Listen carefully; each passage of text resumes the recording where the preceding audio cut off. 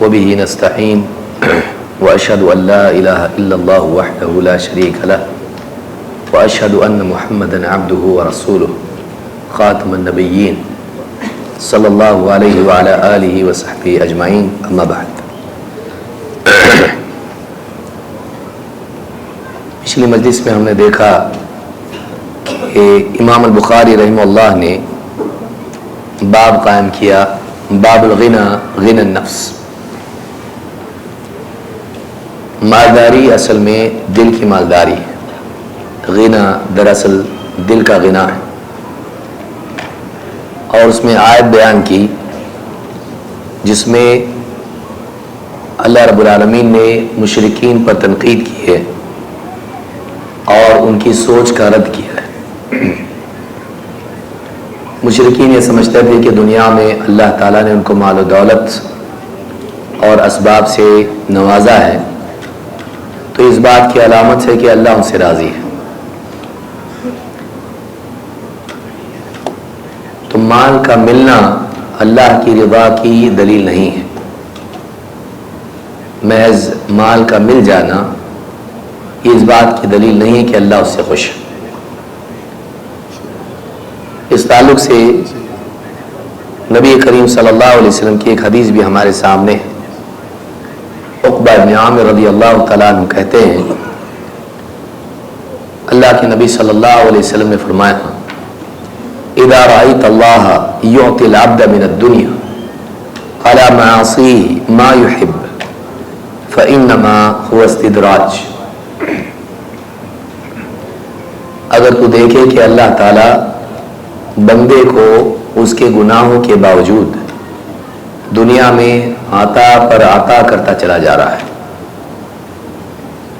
بندہ گناہ گار ہے، گناہوں میں پڑا ہوا ہے، لیکن پھر بھی اللہ تعالیٰ اس کو دنیا میں عطا کرتا ہے، اگر یہ دکھائی دے فَإِنَّمَا هُوَ اسْتِدْرَاجٌ، تو اچھی طرح جان لے کہ یہ اللہ کی طرف سے دی ہوئی ڈھیل ہے، یہ استدراج ہے۔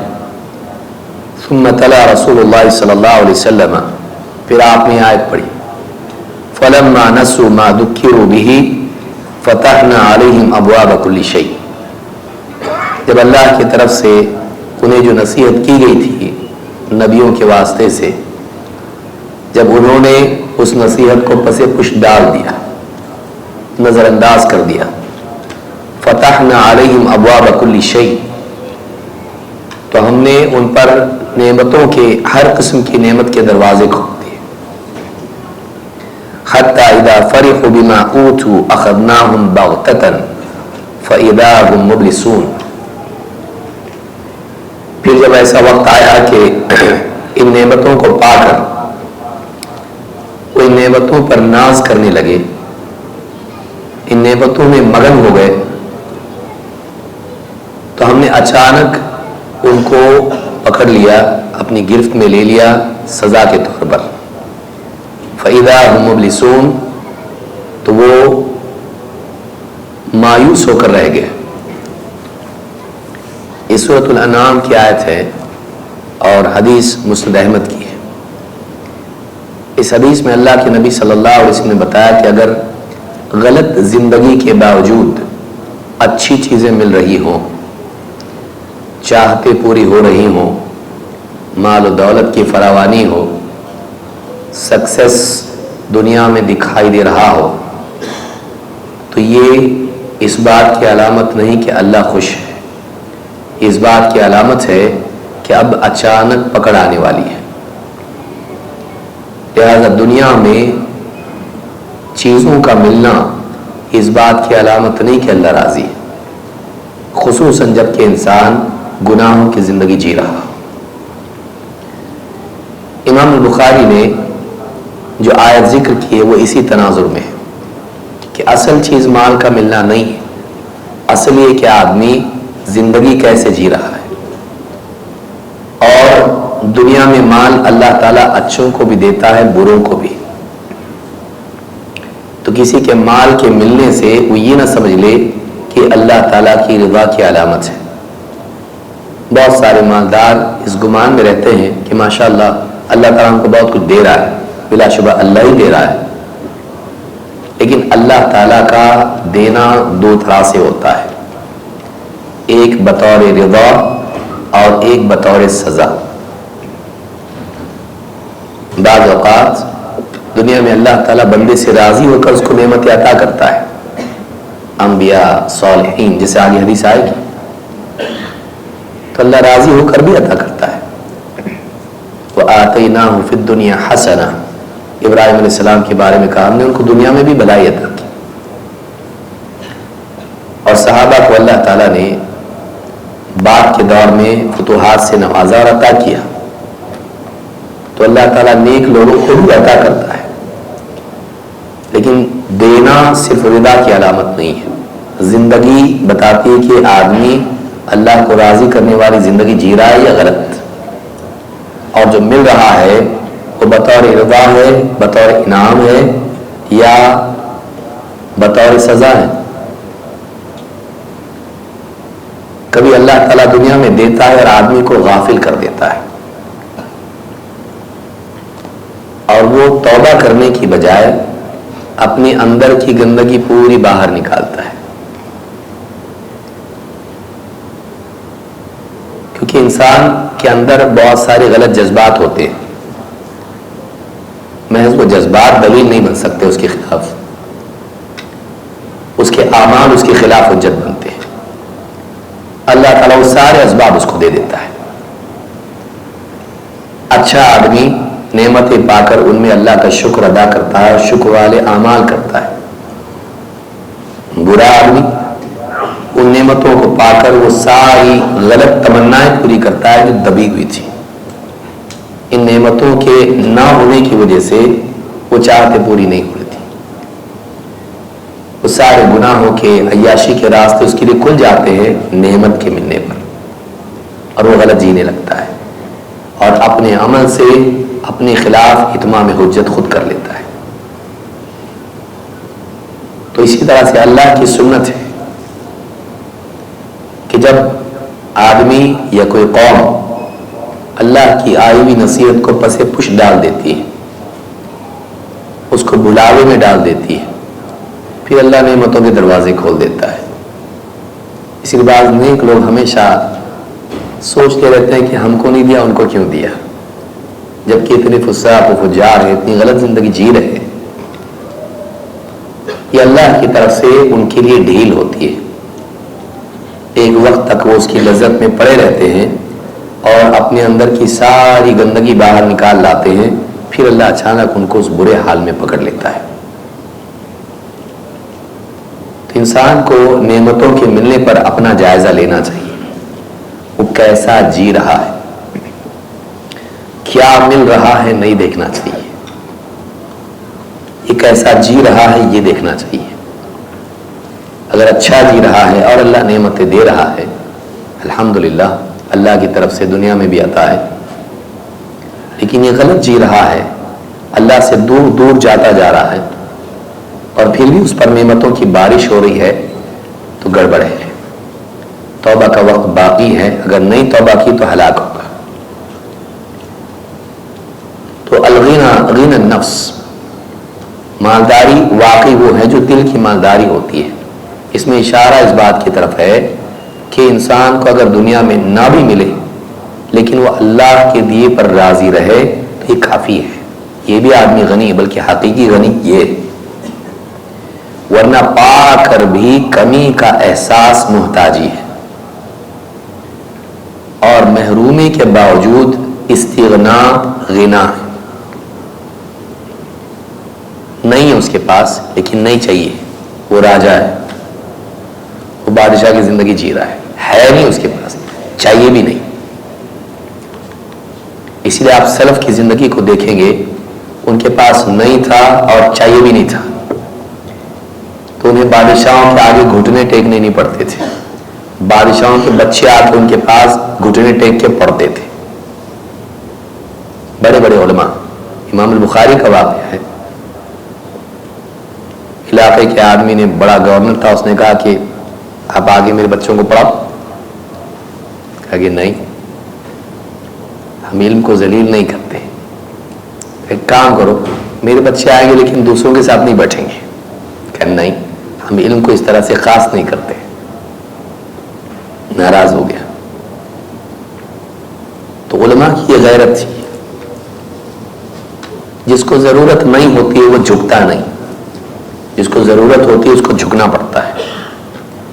تو اصل مالداری استغنا ہے, محض مال نہیں, کہ دل انسان کا محتاجی کا احساس نہ رکھتا ہو. امام بخاری یہاں یہی بتا رہے ہیں, اور آیت ذکر کی یہ بتانے کے لیے کہ دنیا کا مل جانا یہ کفار کو بھی ملتا ہے, تو کوئی بہت بڑی بات نہیں ہے, اس پر اترانا ٹھیک نہیں ہے. اللہ کے نیک بندے وہ ہیں جو مال ملتا ہے تو صحیح جگہ خرچ کرتے ہیں, اور خرچ کرتے ہیں تو گھمنڈ کے ساتھ نہیں, دوسروں کو ذلیل کرتے ہوئے نہیں, بلکہ ڈرتے ہوئے کہ قبول ہوگا کہ نہیں ہوگا, اور اس احساس کے تحت کہ قیامت کے دن میں محتاج رہوں گا, اللہ کے پاس ہوگا, اللہ تب دے گا اگر آج میں دوں گا. تو وہ اپنی ضرورت سمجھ کے خرچ کرتے ہیں, نہ کہ احسان سمجھتے ہوئے. اس باب میں امام البخاری نے حدیث ذکر کی ہے, عن ابی ہریرہ عن النبی صلی اللہ علیہ وسلم قال لیس الغنى عن کثرة العرب ولكن الغنى غنى النفس. ابو ہریرہ رضی اللہ تعالیٰ عنہ روایت کرتے ہیں اللہ کے نبی صلی اللہ علیہ وسلم سے کہ آپ نے فرمایا لیس الغنى عن کثرة العرب, مالداری مال و متاع کی کثرت کا نام نہیں. بہت سا ساز و سامان انسان کے پاس ہے, جو چاہیے وہ سب ہے میرے پاس, بہت ہے, اللہ کا دیا بہت ہے. اصل مالداری یہ نہیں ہے. ولیکن الغنى غنى النفس, بلکہ حقیقی مالداری یہ ہے کہ آدمی کا دل غنی, اس کے دل میں احتیاج کی کیفیت نہ ہو. ورنہ اگر کمی کا احساس مالداری کے باوجود بھی ہے تو یہ اسی فقیر کی طرح ہے جس کے پاس نہیں ہے. تو دونوں بھی ایک صف میں ہیں. فقیر کا حال کیا ہوتا ہے, میرے پاس نہیں ہے, اگر ہے بھی تو کم ہے, جتنا چاہیے اتنا نہیں ہے, یہ فقیر. اصل چیز پرسیپشن ہوتا ہے. انسان زندگی کو, چیزوں کو, واقعات کو دیکھتا کیسا ہے, اس کے دیکھنے سے معاملہ بدل جاتا ہے. اس کے پاس سب کچھ ہے, مرسیڈیز ہے, فراری ہے, اور سب کچھ ہے. میرے پاس رولز رائس نہیں ہے, کاش کہ میرے پاس ہوتی. کمی کا احساس اس کے پاس ہے. اور ایک دوسرا آدمی ہے, میرے پاس بائک ہے, بہت ہے, گھر سے جاب, جاب سے گھر, گھر سے مسجد, مسجد سے گھر, ختم. اور کیا چاہیے, اللہ کا دیا سب کچھ ہے. کتنے لوگ جو پاؤں پہ جاتے ہیں بیچارے, محنت مزدوری کرتے ہیں, اللہ نے مجھ کو بائک تو دی ہے, اللہ کا احسان ہے, اور پیٹرول کی تو کمی نہیں ہے. اس کو کمی کا احساس نہیں ہے, اور اس کے پاس ایک بھی کار نہیں ہے, بیکار ہے یہ. اس کے پاس اتنی ساری کاریں ہیں لیکن ایک کار کی کمی کا احساس ہے. تو فقیر کس چیز کو کون سی چیز انسان کو فقیر بناتی ہے؟ چیزوں کی کثرت یا قلت کا احساس؟ چیزوں کی قلت آدمی کو فقیر نہیں بناتی, کمی کا احساس فقیر بناتا ہے, کیونکہ اصل اندر ہوتا ہے. تو باہر چاہے جتنا بھی اس نے جمایا ہو, لیکن اندر کمی کا احساس ہے تو یہ محتاج ہے, یہ غنی نہیں ہے. لیکن باہر خالی ہے پورا, لیکن اندر کمی کا احساس نہیں ہے, تو یہ غنی ہے. ایسے آدمی کو خریدا نہیں جا سکتا. محتاجی انسان کو بکواتی ہے. سیاستداں نہ جانے کتنے, آپ اس کی تفصیل میں بیان نہیں کروں گا, کیوں جھکتے ہیں, کیوں بکتے ہیں. مال, مقام, اور مقام کے راستے سے بھی مال ہی آتا ہے.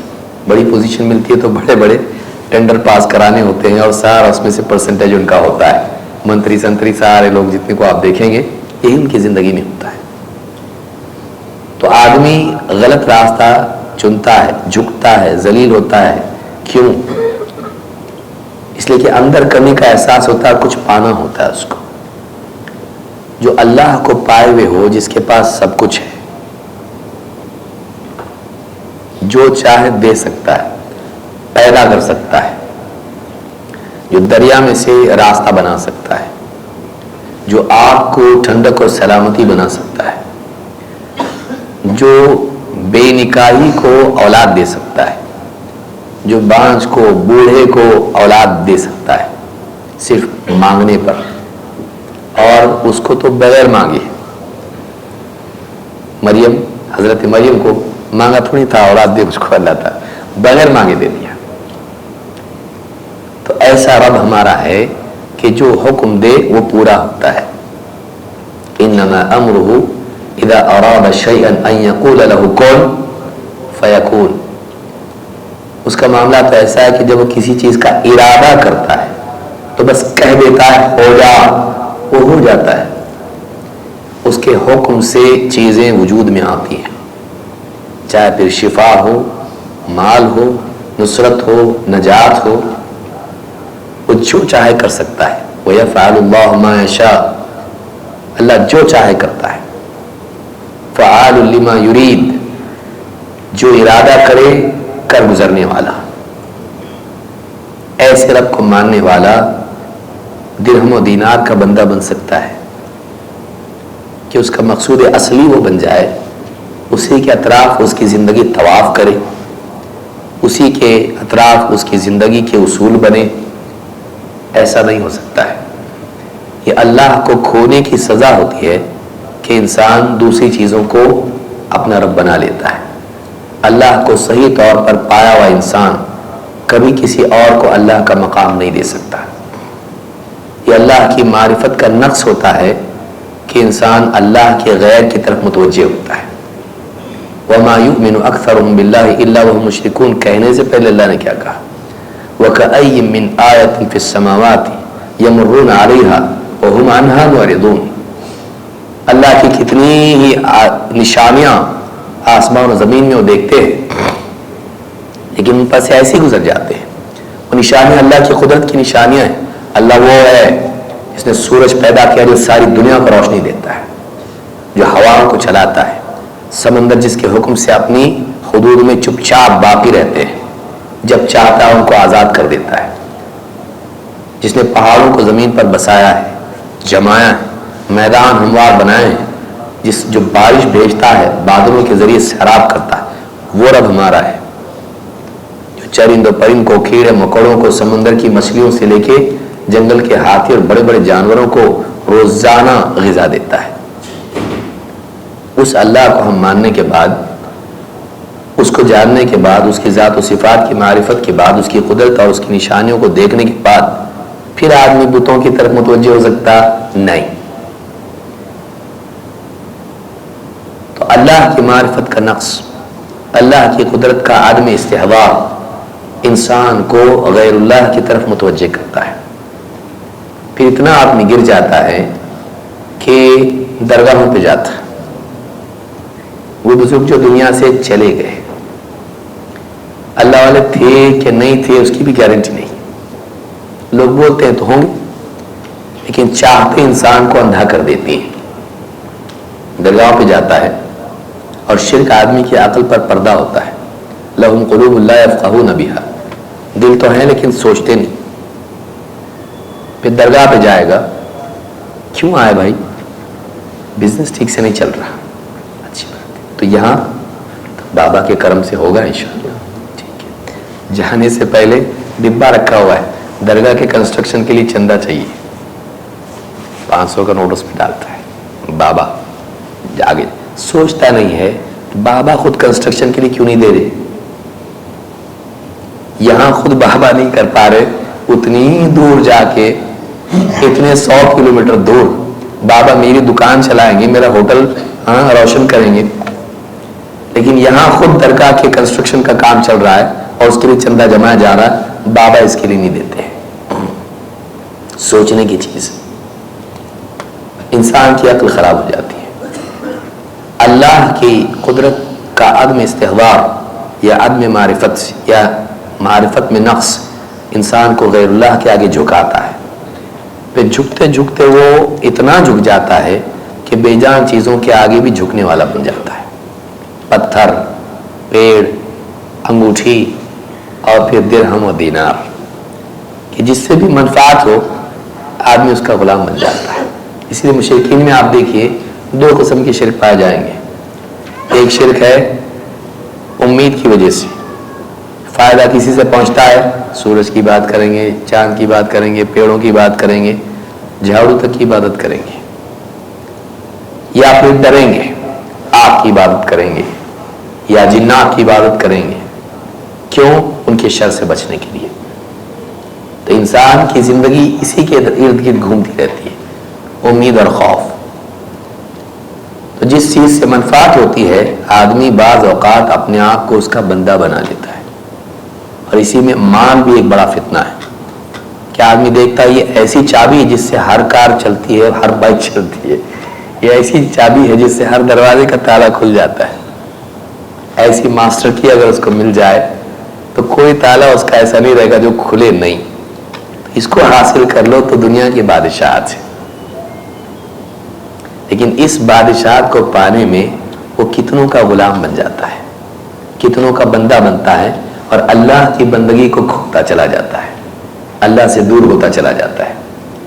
حدیث میں اسی پر سختی سے رد کیا گیا ہے، ہلک عبد الدینار و عبد الدرہم، ہلاک ہو گیا، برباد ہو گیا دینار کا بندہ، درہم کا بندہ۔ پھر آگے کہا گیا کہ غنا مال کی زیادتی کا نام نہیں ہے، چیزوں، عرض کہتے ہیں چیزیں، مال و متاع۔ غنا یہ نہیں کہ آدمی کے پاس ساز و سامان زیادہ ہو، میرے پاس دیکھو کتنا ہے، میری پراپرٹی کتنی ہے۔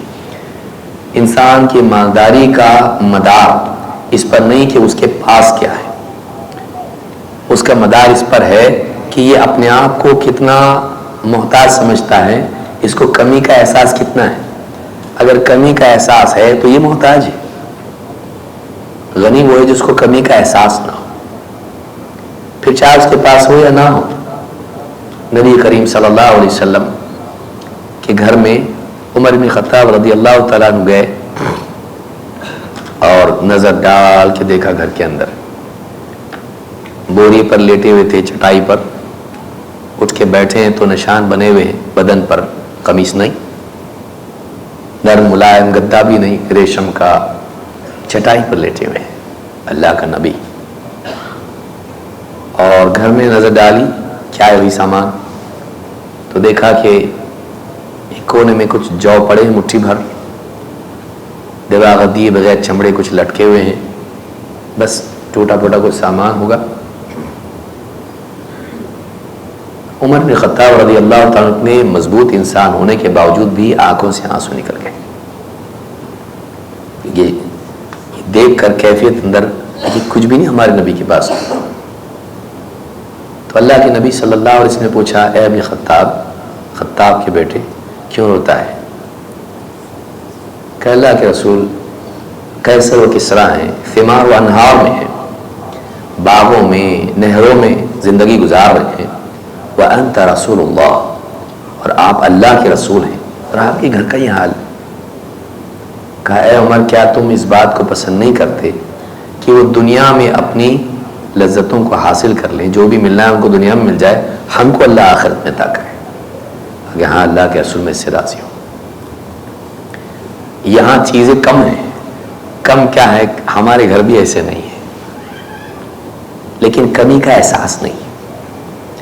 تو انسان کو اس کے پاس کم ہونا اس کو فقیر نہیں بناتا، کمی کا احساس فقیر بناتا ہے، اس کو یاد رکھیے۔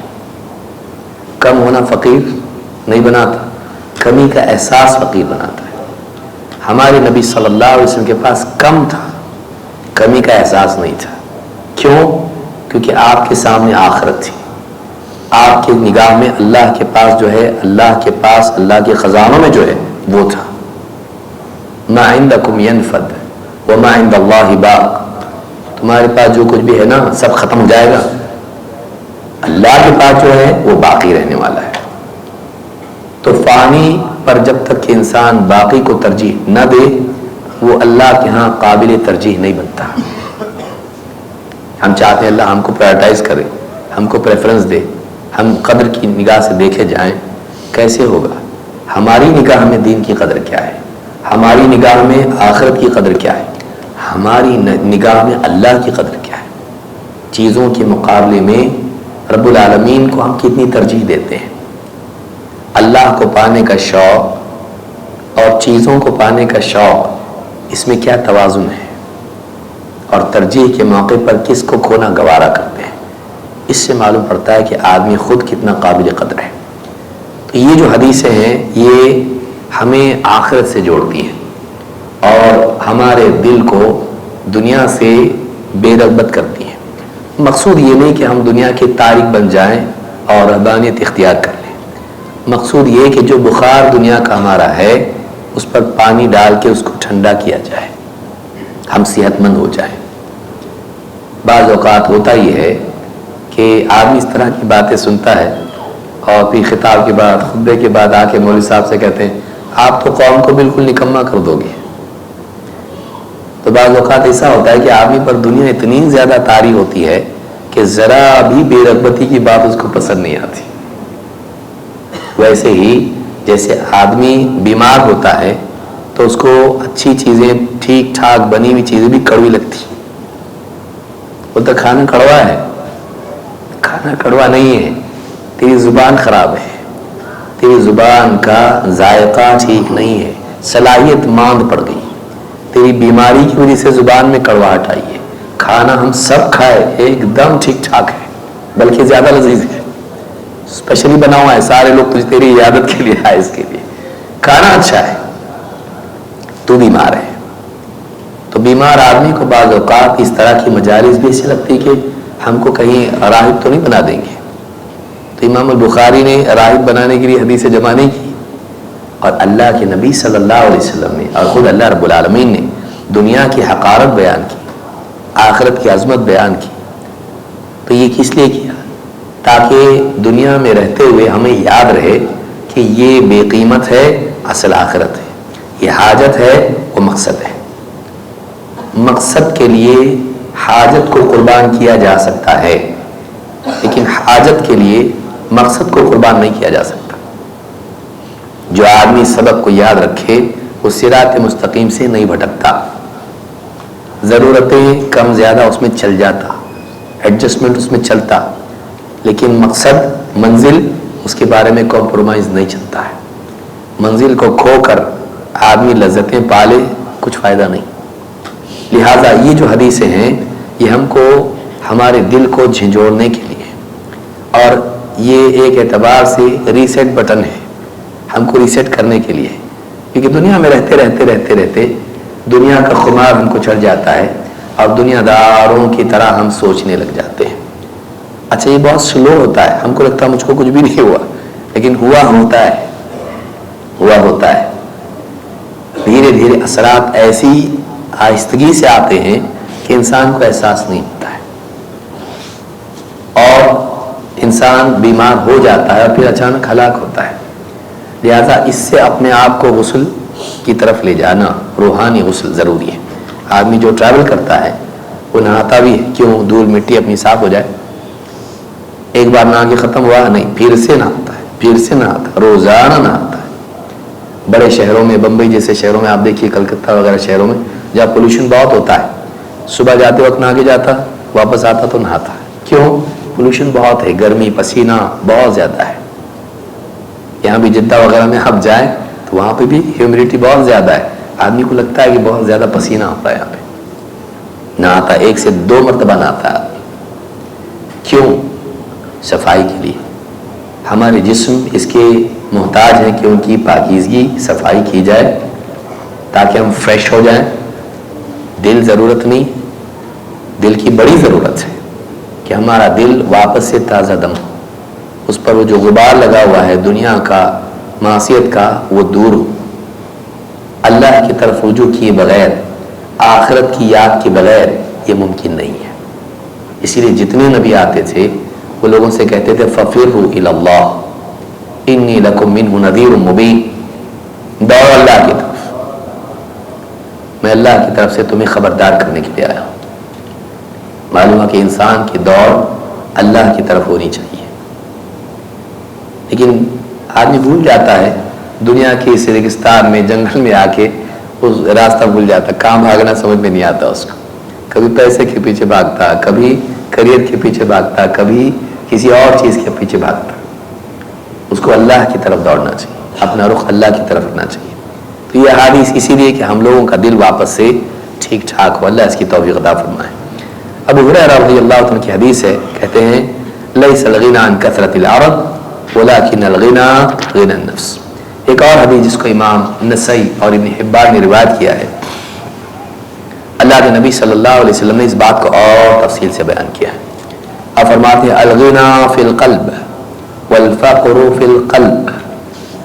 مالداری دل میں ہوتی ہے، فقر دل میں ہوتا ہے، مالداری بھی دل میں ہوتی ہے، اور فقر بھی، محتاجی بھی دل میں ہوتی ہے. من کان الغنی فی قلبہ لا یضرہ ما لقی من الدنیا. جس کے دل میں مالداری ہو، دنیا میں جو بھی مسائل کمی بیشی اس کو پیش آئے کچھ نقصان نہیں ہوتا اس کو. ومن كان الفقر في قلبه فلا يغنيه ما اکثر له في الدنيا.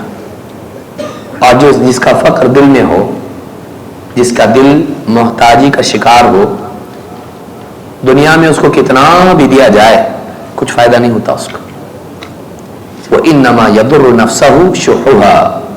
اور آدمی کے نفس کو اس کی لالچ نقصان ہی پہنچاتی ہے. بہت پیاری حدیث ہے. اس سے معلوم ہوتا ہے کہ اصل جو جگہ ہے وہ آدمی کا دل ہے. مثال کے طور پر ایک آدمی ہے جو دنیا کا بہت مالدار ہے، بڑے بڑے اچیومنٹس اس کے ہیں، اگر اس کی یادداشت چلی جائے تو کتنا مالدار ہے. اس کو پوچھا جائے آپ کون، مشکل نہیں معلوم کون، زیادہ سے زیادہ نام بتائے گا اپنا. آپ کے اچیومنٹس بتائیے، کچھ یاد نہیں اس کو.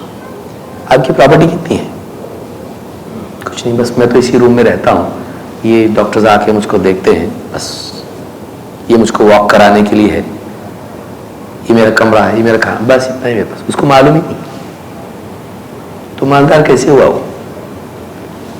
اس کو شعور ہی نہیں کہ میرے پاس ہے کیا. اصل چیز انسان کا شعور ہوتا ہے. انجوائمنٹ اس ریئلائزیشن سے ہوتا ہے جو آدمی کے پاس ہے. وہ ریئلائزیشن ہی نہ ہو تو انجوائمنٹ کہاں سے؟ میرے پاس کچھ بھی نہیں ہے. اگر ہونے کے باوجود بھی انسان کو احساس یہ ہو تو فقیر ہے وہ. لیکن کچھ نہ ہو اور پھر بھی وہ کچھ چاہیے نہیں مجھ کو کچھ، محتاجی کا احساس نہ ہو تو نہ ہو کے بھی یہ غنی ہے. حدیث ہم کو یہ بتاتی ہے کہ اصل اپنے دل کو محتاجی سے بچانا چاہیے. اور آخر میں جو کہا وَإِنَّمَا يَضُرُّ نَفْسَهُ شُحُّهَا. آدمی کے دل کو، اس کے نفس کو، اس کی سوچ کو، اس کے اندر کی ذات کو اس کی لالچ نقصان پہنچاتی ہے. یعنی محتاجی آتی کیوں؟ لالچ کی وجہ سے. چاہیے کم ہے میرے پاس، چاہیے مجھ کو. لالچ کی وجہ سے آدمی جمع کرتا چلا جاتا ہے. آپ دیکھیے انسان کا عجیب مخلوق ہے. فلاں چیز مجھ کو چاہیے، چین نہیں آتا اس کو. ڈیسیجن لے لیا، گاڑی لینی ہے، پیسے بھی جمع کر دیے، سب کچھ کر دیا، تاریخ طے ہو گئی، کہاں سے لینا ہے سب کچھ. شوق، رات کو نیند نہیں آتی، جب لینا ہے اگلے دن صبح جانا ہے، نہا دھو کے ایک دم جبا گبا پہن کے خطرہ اڑ کے جانا ہے. ٹھاٹ سے میں گاڑی لے کے آؤں گا، پڑوس میں لگاؤں گا، سب پوچھیں گے نہیں گاڑی، ماشاء اللہ. آیا ایک دن، 2 دن، 3 دن، ختم پرانا. اس کے بعد انسان جب تک کہ پاتا نہیں ہے، اس کا شوق، اس کی طلب، اس کی لذت اس کو ملتی رہتی ہے. پانے کے بعد ختم. 4 دن رہتا ہو، اس کے بعد ختم. نیا موبائل خریدتا کیسا رہتا؟ بچوں کو سنبھال کے استعمال، گراؤ مت، مہنگا ہے، آئی فون ہے، 1.5 لاکھ کا ہے، سنبھال کے استعمال کرو. لیکن جب کچھ دن ہو جاتے ہیں، کبھی یہاں گر رہا تو کبھی باتھ روم میں بھی گر رہا، کوئی ویلیو اس کی نہیں ہے. پھر دل میں دوسری چیز پانے کی چاہت ہوتی ہے. ویسے جیسے آدمی ایک پیڑ کے سائے میں ہے, دوسرا پیڑ اس کو دکھتا ہے, پیڑ زیادہ اچھا لگ رہا ہے, کاش کہ وہ پیڑ وہاں جاتا, اس کے بعد ایک پیڑ دکھتا اس کو, وہ پیڑ چاہیے مجھ کو. انسان کی ہرس ختم نہیں ہوتی. انسان ایک نعمت سے دوسری نعمت کی طرف منتقل ہوتا رہتا ہے, لیکن چاہت اس کی اپنی جگہ برقرار رہتی ہے. سیر نہیں ہوتا, سیر نہیں ہوتا. آج یہ ملا, اب یہ پرانا, اب اگلا کیا, اب اپنے کو وہ چاہیے. پھر دوسرا وہ مل گیا, بس آگے کیا چاہیے. تو ہم چیزوں کے حصول کی طرف بڑھتے رہتے ہیں, لیکن انجوائے کچھ کر نہیں پاتے ٹھیک سے. جو ملا اس میں خوش نہیں رہتے. بلکہ عید کے دن ہم کپڑے پہن کے نکلتے اچھے, بازو جو بیٹھا اس کا جبہ اپنے سے اچھا ہو, کہاں سے لائے کپڑا, مجھ سے اچھا ہے. تو دوسروں کو اچھے حال میں دیکھتا ہے تو پھر اپنی کمی کا احساس ہوتا ہے. جبکہ گھر سے خوش نکلا تھا, ماشاء اللہ تبارک اللہ سبحان اللہ بول کے نکلا تھا, لیکن جب جاتا ہے دیکھتا ہے دوسرے کے پاس زیادہ اچھا ہے, تو اپنی کمی کا احساس ہوتا ہے. انسان زندگی بھر کمپیریزن کی تکلیف سے لڑتا رہتا ہے, اور ہمیشہ دوسروں سے موازنہ کرتا رہتا ہے, اور دنیا کی دوڑ میں دوڑتا رہتا ہے, یہاں تک کہ سانس پھولتے پھولتے سانس رک جاتا ہے اور سیدھا قبر میں پہنچ جاتا ہے. کیونکہ دنیا میں انسان مطمئن نہیں ہو سکتا, ایک کے بعد ایک کے بعد ایک, جب تک کہ وہ خود آخرت پر راضی نہ ہو, جب تک کہ وہ یہ نہ فیصلہ کر لے کہ دنیا میں انسان کی چاہتوں کو کچھ بھر نہیں سکتا, قبر کی مٹی بھرتی. اسی لیے کہا وَيَتُوبُ اللَّهُ عَلَى مَن تَابَ. حدیث کے آخری ٹکڑا کیا ہے؟ اللہ تعالیٰ توبہ کرنے والوں کی توبہ قبول کرتا. ایک وادی بولے تو دو وادی چاہیے, دو وادی مل جائے تین چاہیے. تو اللہ کے نبی صلی اللہ علیہ وسلم کا آخر میں اس کو توبہ کو ذکر کرنا, علماء نے کہا بتاتا ہے کہ یہ جو خصلت ہے, یہ جو لالچ ہے, یہ توبہ کی اس کو ضرورت ہے. یہ مزاج اچھا نہیں, یہ کمی ہے, اور یہ کمی انسان کو معصیت کی طرف لے جاتی ہے. اس لیے انسان کو چاہیے کہ اللہ کی طرف پلٹ آئے, اللہ سے توبہ کرے, اللہ سے معافی مانگے کہ میرے اندر یہ لالچ کیوں آ رہی ہے کہ میں سیر ہی نہیں ہوتا. ایک ملے تو دو, دو ملے تو تین, یہ ملا تو وہ, اگلا کچھ اور چاہیے. آدمی کبھی سیر نہیں ہوتا ہے. تو یہاں یہی بتایا گیا کہ غنا اصل قلب میں ہوتی ہے, فقر کی اصل جگہ قلب میں. یعنی انسان کا احساس محرومی یہ اس کو فقیر بناتا ہے, نہ کہ فی نفسی محرومی. ایک آدمی ہے, اس کا نقصان ہو گیا, کچھ کھو گیا, والٹ کھو گیا, پیسہ اس میں چلا گیا, موبائل کھو گیا, انا للہ و انا الیہ راجعون. اللہ تعالیٰ دے گا مجھ کو, اللہ دے گا انشاءاللہ, اس سے اچھا دے گا, کیوں نہیں دے گا, یہ بھی تو اللہ نے دیا تھا. نہیں تھا میرے پاس, آیا نوکیا سے میں آیا آئی فون پہ, اب اور دے گا اللہ, کیوں نہیں دے گا. اس کو کمی کا احساس نہیں ہے, اس کو پانے کی امید ہے. دوسرا, اتنی محنت سے میں نے کمایا تھا اور ایسا تھا, کمی کا احساس ہے. تو یہ تکلیف یہ دیتا ہے. تو انسان کو اگر اللہ سے پانے کی امید ہو تو ایسا انسان فقیر نہیں ہے, لیکن انسان کے پاس کمی کا احساس ہو تو یہ فقیر ہے. تو اصل اصلاح دل کی کرنی چاہیے. چیزیں بڑھا کے ہم مالدار نہیں بن سکتے, محتاجی گھٹا کے ہم مالدار بن سکتے ہیں. چیزوں کو بڑھا کے نہیں, محتاجی کو مٹا کے دل کے اندر سے. تو یہاں پر یہی بات ابن حجر نے بھی اس کو سمجھایا تفصیل سے, یہی بات کہی ہے. اگلا باب امام البخاری کہتے ہیں باب الفقر, باب فضل الفقر. مال کے تعلق سے استغنا کا ذکر کر کے پھر اس کے بعد فقر کی فضیلت بیان کی کہ دنیا میں جو آدمی محتاج ہو اس کو ذلیل سمجھا جاتا ہے. اس کے پاس پیسہ نہیں, اس کے پاس اچھا گھر نہیں ہے, خود کا گھر نہیں ہے, اس کے پاس اچھا لباس نہیں ہے, دنیا میں اس کا جاب بہت زیادہ نہیں کماتا, یہ پیکیج اس کا اچھا نہیں ہے. تو ایسے آدمی کو کمتر سمجھا جاتا ہے. اب کیا کرتے ہیں, میں محنت کرتا ہوں روزانہ, پھیری کرتا ہوں, یا فلاں چیز کسی دکان میں کام کرتا ہوں, اچھا, اس کو چھوٹا سمجھا جاتا ہے. محنت کرنے والا کبھی چھوٹا نہیں ہوتا ہے، چاہے وہ سڑک صاف کرنے والا ہو. حرام کمانے والا چھوٹا ہوتا ہے، ذلیل وہ ہوتا ہے. محنت کرنے والا کبھی چھوٹا نہیں ہوتا ہے، چاہے وہ کتنا ہی چھوٹا کام کیوں نہ کرے. ایک عورت مسجد نبوی کی صفائی کرتی تھی. جب وہ دکھائی نہیں دی تو اللہ کے نبی صلی اللہ علیہ وسلم نے پوچھا وہ عورت کہاں گئی جو مسجد کی صفائی کرتی تھی. اور وہ ایک دم کالی کلوٹی عورت تھی، ایک دم پردے کے پہلے کی بات ہے. اللہ کے نبی صلی اللہ علیہ وسلم نے پوچھا صحابہ نے بتایا اس کی تو موت ہو گئی. تو کہا بتایا کیوں نہیں؟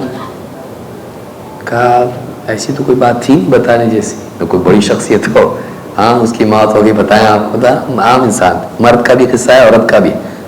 روایتوں کو جمع کر کے علماء نے کہا راج یہ ہے کہ یہ عورت تھی. تو کہا کہ مجھ کو بتایا کیوں نہیں؟ کہا اتنا کوئی اہم واقعہ تو تھا نہیں کہ بہت بڑا انسیڈنٹ ہو آپ کو بتایا جائے. تو رات ہی میں نماز پڑھ کے دفن بھی ہو گیا. تو آپ نے کہا مجھ کو قبر بتاؤ اس کی. اور آپ گئے اور آپ نے نماز پڑھی. تو آپ دیکھیے اللہ کے نبی صلی اللہ علیہ وسلم کی نگاہ میں اس عورت کی قدر تھی. وہ کیا کرتی تھی؟ مسجد صاف کرتی تھی. چھوٹا عمل نہیں ہے مسجد صاف کرنا. تو آدمی بعض اوقات چھوٹے کام کی وجہ سے لوگ اس کو چھوٹا سمجھ لیتے ہیں. کوئی کام چھوٹا نہیں ہوتا ہے، غلط کام چھوٹا ہوتا ہے. صحیح کام، حلال کام کبھی چھوٹا نہیں ہوتا ہے. اور ایسا کوئی آدمی ہے چاہے گاڑی صاف کرتا ہو اس کو کبھی بھی شرمندہ نہیں ہونا چاہیے، کبھی شرمندہ نہیں ہونا چاہیے. وہ حلال محنت کر رہا ہے، تنخواہ کم ہے، بظاہر دنیوی اعتبار سے وہ بہت بڑا کام نہیں مانا جاتا. اس میں کوئی ذلت کی بات نہیں ہے. ذلیل وہ ہے جو حرام کما رہا ہے، چاہے وہ کسی کمپنی کا مالک ہو. یہ اسلام ہم کو سوچ دیتا ہے. تو فقر فاقے میں اگر کوئی آدمی ہے تو ذلیل نہیں، اور یہ اللہ کی ناراضگی کی علامت نہیں، بلکہ کئی اعتبار سے اس کی اپنی فضیلت ہے. انبیاء کا فقر اختیاری ہوتا ہے، اضطراری نہیں. انبیاء جو فقر فاقے کی زندگی گزارتے ہیں، جو زہد کی زندگی گزارتے ہیں، اللہ ان کو دیتا ہے لیکن وہ خرچ کر دیتے ہیں. اللہ کے نبی صلی اللہ علیہ وسلم کے بارے میں بھی بعض روایت میں ہے اس طرح سے کہ آپ اپنی بیویوں کو سال بھر کا خرچ دے دیتے تھے. لیکن بیویاں بھی کس کی تھیں؟ پیارے رسول صلی اللہ علیہ وسلم کی. وہ بھی سارا خرچ کر دیتی تھی صدقات و خیرات میں. جہاں جہاں محتاج ہے، ظاہر بات ہے نبی کا گھر ہے تو لوگ آنے والے ہیں. بلکہ آپ دیکھیں روایت میں عورت آئی 2 بچیوں کو لے کے. عائشہ کے پاس کچھ بھی نہیں تھا، کھجوریں تھی، 3 کھجوریں دے دی اس کو، اپنا دے دیا اس کو. ایک مرتبہ آدمی آیا بھوکا، اس کا حال دیکھا آپ صلی اللہ علیہ وسلم نے، تو آدمی بھیج کے اپنے گھروں سے کہا کہ کچھ ہے تو بھیجو اس کے کھانے کے لیے. سارے گھروں پر جا کر آدمی مانگتا رہا. پیارے رسول صلی اللہ علیہ وسلم کے ہر گھر سے ایک ہی آواز آئی ہمارے ہاں پانی کے سوا کچھ نہیں تھا. یہ نہیں تھا کہ اللہ نے دیا نہیں، وہ خرچ کرنے والے لوگ تھے. ان کا فقر اختیاری تھا کہ انہوں نے زندگی کو اپنایا تھا. چاہتے اللہ تعالیٰ سے مانگ لیتے، اللہ پہاڑوں کو سونا بنا دیتا اللہ کے نبی صلی اللہ علیہ وسلم کے لیے. لیکن آپ نے اسی زندگی کو اختیار کیا کیونکہ فقر میں انسان اللہ سے زیادہ قریب ہوتا ہے. مالداری بری چیز نہیں ہے، ہم شروع ہی میں دیکھ چکے ہیں کہ انسان اگر متقی پرہیزگار ہو، اور صحابہ میں بھی تھے، انبیاء میں بھی تھے، تو اس میں مالداری میں کوئی عیب نہیں ہے. لیکن فقر کی اپنی ایک شان ہے. اسی لیے امام البخاری نے اس باب کو قائم کر کے اس میں کچھ حدیثیں بیان کی ہیں.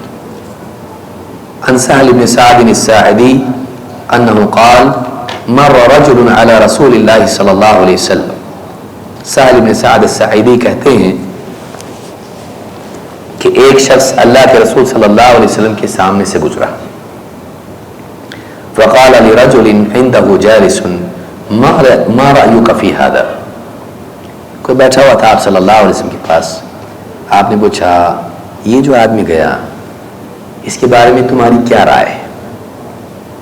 فقال رجل من اشراف الناس. یہ بہت شریف خاندان کا آدمی ہے، بڑے لوگوں میں سے ہی ہے. هذا والله حري ان خطب ان ينكح وان شفع ان يشفع. کہا اللہ کی قسم اس آدمی کا لیول تو ایسا ہے کہ اگر کسی کو رشتہ بھیج دے تو انکار نہیں ہوگا، نکاح ہو جائے گا، اور اگر کسی کی سفارش کر دے تو اس کی سفارش رد نہیں ہوگی، اس کا وسیلہ چلے گا۔ قال فسکت رسول اللہ صلی اللہ علیہ وسلم، اللہ کے رسول صلی اللہ علیہ وسلم چپ ہوئے۔ ثم مر رجل آخر، تھوڑی دیر کے بعد ایک اور شخص گزرا۔ فقال له رسول اللہ صلی اللہ علیہ وسلم ما رأیک فی ھذا، آپ نے پوچھا یہ دوسرا جو گیا اس کے بارے میں تمہارا کیا کہنا ہے؟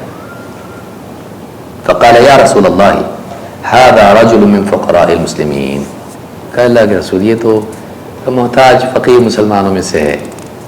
ھذا حری ان خطب الا ينکح وان شفع الا یشفع، اس کا معاملہ ایسا ہے کہ اگر یہ کہیں پیغام بھیج دینا تو کوئی ایکسیپٹ نہیں کرے گا، اور اگر کسی کی سفارش کرے اس کی سفارش سے کچھ فائدہ ہونے والا نہیں ہے، اس کی شخصیت ایسی کوئی نہیں کہ لوگ اس کی بات مانیں گے۔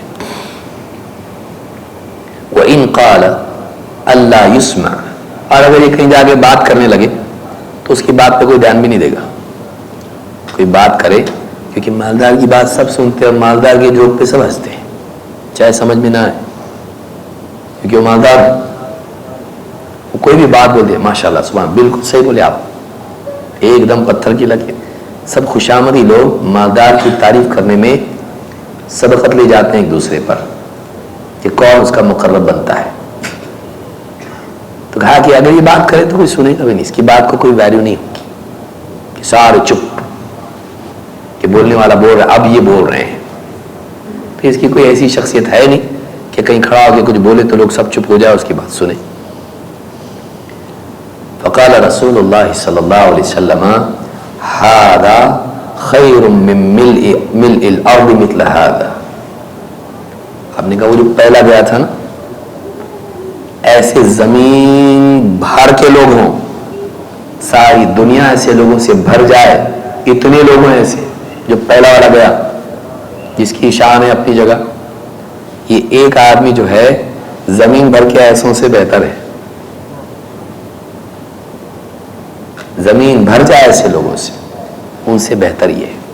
معلوم ہوا کہ فقر انسان کو چھوٹا بے قیمت نہیں بناتا ہے، انسان کی قیمت اس کے باہر سے نہیں ہوتی ہے، اندر سے ہوتی ہے، اس کا ایمان، اس کا تقوی، اس کا یقین، اس کی خشیت، اس کا خشوع، اس کا اللہ سے تعلق، اس کی اللہ سے محبت، رسول سے محبت، اس کا دین کے لیے قربانی دینے کا جذبہ، اللہ سے اس کی امیدیں، اور اس کا دین کے لیے خدمت کرنے کا شوق، یہ ساری چیزیں ہیں جو اس کے داخل میں ہوتی ہیں، اور اس کی عملی زندگی، اس کی عبادات اور اس کے وہ سارے کام جو اس کو اللہ سے قریب کرتے ہیں۔ یہ نہیں کہ آدمی کے پاس مال دولت اور دنیا کی ساری چیزیں ہوں، تو کہا کہ اس جیسے دنیا بھر کے بھی ہونا تو یہ ایک آدمی ان سب سے بہتر ہے۔ یہ سوچ ہم کو اسلام نے دی ہے۔ ایک مزدور قسم کا آدمی چھوٹا موٹا جاب کرتا ہے، صفائی کا کام کرتا ہے کہیں، لیکن تقوی والا ہے، دعائیں کرتا ہے تو روتا ہے اللہ کے آگے، نمازیں پڑھتا ہے رات کو اٹھ کے، دن بھر محنت کرتا ہے لیکن تہجد میں بھی اٹھتا، اور ذکر و اذکار کی بڑا اہتمام کرتا ہے، خوب مانگتا اللہ سے، اللہ دے دے دے، نہیں مل رہا اس کو لیکن مانگتا اللہ سے، نا امید نہیں ہوتا ہے۔ کوئی غریب فقیر دکھائی دیا تو گن کے پیسے نکالتا، دو نہیں دو پھر دیتا بھی، کیونکہ اس کی بھی ضرورت ہے، لیکن پھر سوچتا جائیں تو میں دوں گا اللہ دے گا مجھ کو۔ اللہ سے اس کا دل جڑا ہوا ہے، اللہ کی عظمت اس کے دل میں ہے، اللہ سے شکایت اس کو نہیں ہے، اور دنیا نہ ملے آخرت سے امید بندی ہوئی اس کی، دنیا میں اس کے پاس نہیں ہے لیکن اس کے پاس اللہ ہے، دنیا نہیں اس کے پاس۔ تو ایسا آدمی اس جیسے دنیا بھر کے ہو جائیں، میجورٹی ان کی ہو جائے، ان سے بہتر ہے۔ معلوم ہوا کہ اللہ کے نزدیک کوالٹی اصل ہے، کوانٹٹی نہیں۔ بھیڑ سے دھوکہ نہیں کھانا چاہیے، اور دنیاوی شان و شوکت سے دھوکہ نہیں کھانا چاہیے۔ دیندار انسان زیادہ قیمتی ہے مالدار سے، لیکن دنیا کا دستور الگ ہے. ہاں مالدار یہاں زیادہ عزت پاتا ہے. یہ اور بات ہے کہ اگر مالدار دیندار بھی ہو بہت بڑی بات ہے، جیسے ابو بکر صدیق رضی اللہ تعالیٰ عنہ تھے، اور جیسے عثمان رضی اللہ تعالیٰ عنہ اور بھی صحابہ تھے کہ جن کے بارے میں خود اللہ کے نبی صلی اللہ علیہ وسلم نے فرمایا ابو بکر کے مال نے جو نفع مجھ کو پہنچایا کسی کے مال نے نہیں پہنچایا.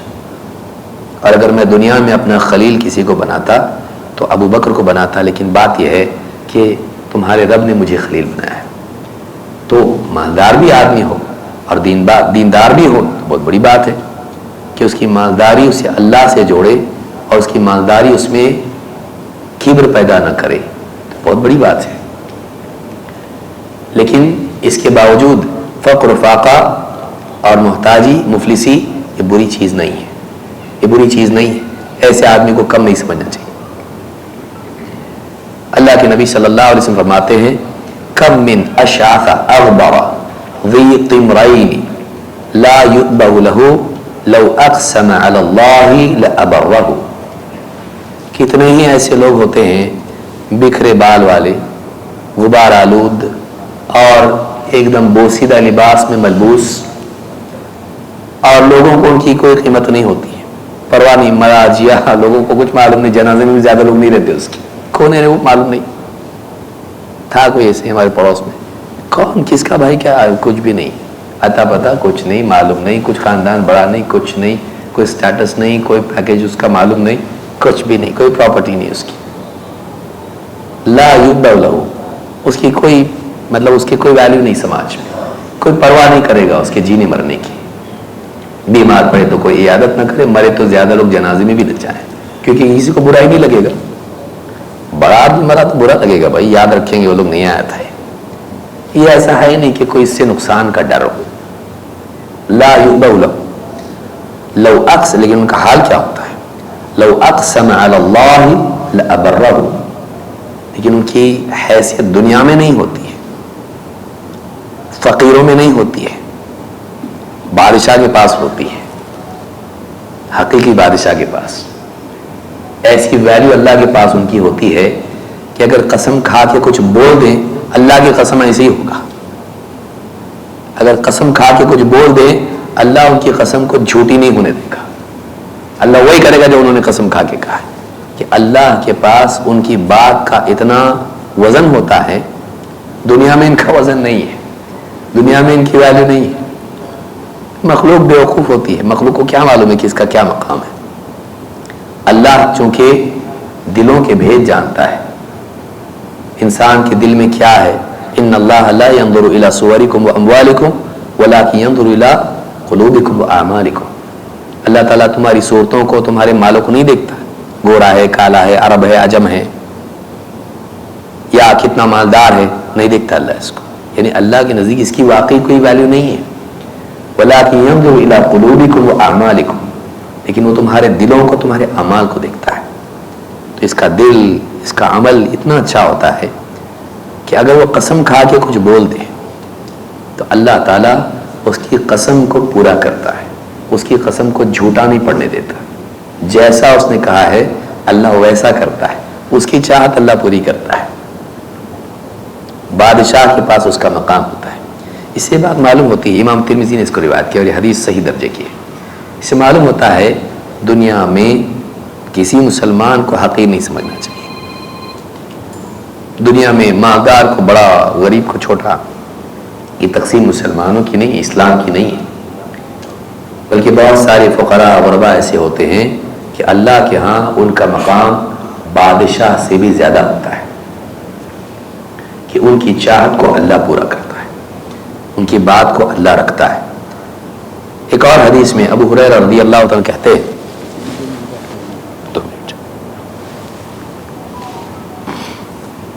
اللہ کے رسول صلی اللہ علیہ وسلم نے فرمایا احتجت النار والجنة فقالت هذه يدخلني الجبارون والمتكبرون وقالت هذه يدخلني الضعفاء والمساكين. فرماتے ہیں اللہ کے رسول صلی اللہ علیہ وسلم نے فرمایا کہ جنت اور جہنم میں حجت ہوئی، بحث ہوئی، وہ بھی مخلوق ہیں. جہنم نے کہا میرے اندر تو بڑے بڑے لوگ آئیں گے، جبار متکبر، بڑے بڑے بادشاہ اور سردار قسم کے لوگ میرے پاس، میرے اندر آئیں گے جہنم میں، اتنے سماج کے بڑے لوگ سب میرے پاس آنے والے ہیں۔ وقالت هذه يدخلني الضعفاء والمساکین، جنت نے کہا میرے اندر ضعفاء و مساکین آئیں گے، کمزور طبقہ سماج کا، مسکین غریب لوگ۔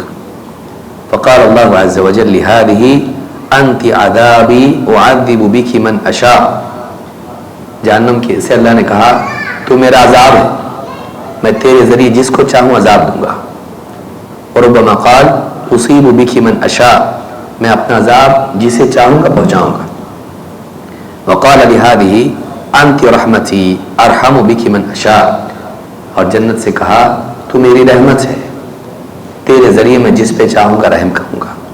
وَلِكُلِّ وَاحِدَةٍ مِّنْكُمَا مِلْءُهَا، اور تم میں سے ہر ایک کے لیے ایک حصہ ضرور مقرر ہے، جنت میں بھی جائیں گے جہنم میں بھی جائیں گے۔ لیکن یہاں آپ دیکھیں گے کہ کیا کہا، جبار متکبر بڑے بڑے لوگ جہنم، کیونکہ عام طور سے دنیا جب مل جاتی ہے، عہدہ مل جاتا ہے تو انسان میں بغاوت پیدا ہوتی ہے۔ کلا ان الانسان لیطغی ان رآہ استغنی، اللہ نے کہا نہیں، انسان سرکشی کرتا ہے جب دیکھتا ہے کہ مجھے کسی کی ضرورت نہیں، اپنے آپ کو جب مستغنی دیکھتا ہے تو اس کے اندر سرکشی آتی ہے۔